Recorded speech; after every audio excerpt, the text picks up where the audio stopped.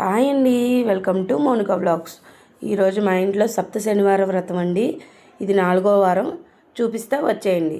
చూసారా సోమవారం ఎంత చక్కగా నిండుగా కనిపిస్తున్నారో.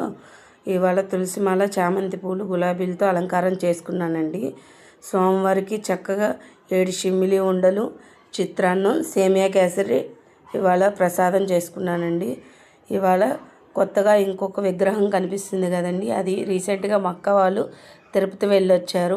సో నాకు ఎంత మంచిగా పెద్దది, కొంచెం పెద్ద బొమ్మ తీసుకొచ్చారు.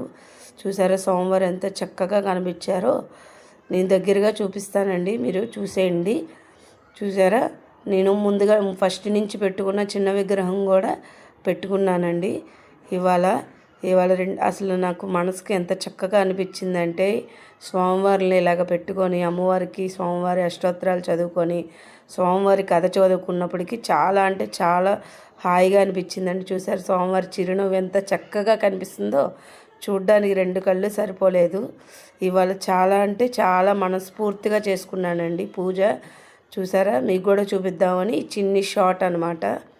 నాకు సోమవారం స్వయంగా తిరుపతి నుంచే వచ్చినట్టు అనిపించిందండి ఆ విగ్రహం మా ఇంటికి రాగానే. ఇదండి, మీకు కూడా చూపిద్దామని చిన్న షార్ట్ అనమాట. చూసేయండి. సోమవారిని సంకల్పించుకొని మొదలుపెట్టానండి. 4 వారాలు కంప్లీట్ అయిపోయింది. ఇంకా 3 వారాలు యథావిధిగా కంప్లీట్ చేసుకుంటాను.